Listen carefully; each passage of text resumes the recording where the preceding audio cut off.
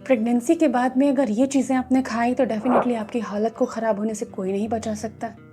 देखिए, डिलीवरी के बाद के 40 डेज़ बहुत इंपॉर्टेंट होते हैं। जब आपकी प्रेगनेंसी कंप्लीट हो जाती है, आप माँ बन जाती हैं, इन डेज़ में कई लोग ज़बरदस्त रेस्ट्रिक्शंस लगा देते हैं न्यू मॉम्स पर, और कई लोग कहते हैं सब कुछ खाओ, परहेज करोगी तो बाद में भी ये चीज़ें तुम्हें नहीं बचेंगी। ये दोनों ही चीज़ें गलत हैं। डाइटिक्स और न्यूट्रिशन थेरेपी के अकॉर्डिंग पोस्टपार्टम में आपको क्या खाना चाहिए, क्या परहेज करना चाहिए, आइए आज के वीडियो में सीखते हैं।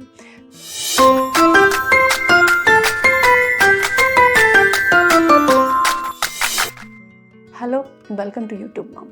यूट्यूब मॉम के आज के एपिसोड में हम पोस्टपार्टम डाइट के बारे में जानने वाले हैं। क्या डूज हैं और क्या डोंट्स हैं, कौन सी डाइट खानी है, कौन सी चीज़ें नहीं खानी है, किन से आपको बहुत ज़्यादा नुकसान हो सकता है और आपकी हीलिंग बिगड़ सकती है। तो सबसे पहले वो जो चीज़ें हैं, जो ठंडी चीज़ें हैं, जैसे कि आइसक्रीम है, दही है, इनको थोड़ा आपको अवॉइड करना है। कच्ची चीज़ें बहुत ज़्यादा, जैसे सपोज़ आपकी डिलीवरी गर्मी में हुई और तब तरबूज खरबूज बहुत आते हैं, तब भी आपको इन फ्रूट्स को बहुत क्वांटिटी में नहीं खाना है, क्योंकि इससे आपकी ब्लीडिंग बढ़ने का खतरा हो सकता है। कोई भी रेफ्रिजरेटेड चीज़ आपको नहीं खानी है। कोई भी ऐसी चीज़ जो शायद अभी भी मेंशन नहीं कर रही हूँ, लेकिन आपको पता है कि ये ठंडे तासीर की है, वो आपको नहीं खानी है। और अगर खानी भी है तो बहुत कम अमाउंट में खानी है और बार बार नहीं खानी है। पोस्टपार्टम में यूट्रस जब वार्म इन्वायरमेंट में रहता है, जैसे गोंद के लड्डू, अजवाइन, दूध, हल्दी, ये सब चीज़ें दी जाती हैं, उससे वो नरिश होता है और जल्दी से रिकवरी होती है। लेकिन कोल्ड फूड लेने से रिकवरी रुकती है, प्रॉब्लमेटिक हो जाती है। इसलिए कोई भी कोल्ड फूड आपको नहीं लेना है, ज़्यादा कच्ची चीज़ें नहीं खानी हैं। इससे आपको जॉइंट पेन बहुत ज़्यादा होने लग जाएगा, तो इन कोल्ड फूड से आप बच के रहिए। पोस्टपार्टम में फर्मेंटेड फूड, कई लोग ब्रेड टोस्ट, ब्रेड दूध के साथ, चाय के साथ ऐसी चीज़ें ले लेते हैं, तो कोशिश करिए कि इन्हें टोटल अवॉइड करें। फर्मेंटेड जो भी चीज़ें होती हैं या प्रीवियस डे की कुक्ड और रेफ्रिजरेटेड चीज़ें, उन्हें गर्म करके अगर आप ले रहे हैं तो ये ब्लोटिंग और गैस कर सकता है, और अगर सी सेक्शन हुआ है तो आपको बहुत ज़्यादा पेन का सामना करना पड़ सकता है। तो चाहे ब्रेड है, पिज़्ज़ा है, बर्गर बन्स हैं, तो ब्रेड और ऐसे बेक कोई भी चीज़ आप न लें। इस समय आपको इडली डोसा भी नहीं यूज़ करना चाहिए, आपको 40 डेज़ का इंतज़ार करना चाहिए। एक्सेसिव मसाले और तीखापन, सब्ज़ी के अंदर बहुत ज़्यादा मसाले और मिर्च का इस्तेमाल नहीं होना चाहिए। क्यों? क्योंकि स्पाइसी फूड से यूट्राइन कॉन्ट्रैक्शंस बढ़ सकते हैं और आपकी ब्लीडिंग बहुत ज़्यादा हो सकती है, और ये माँ के लिए बहुत घातक चीज़ें होती हैं।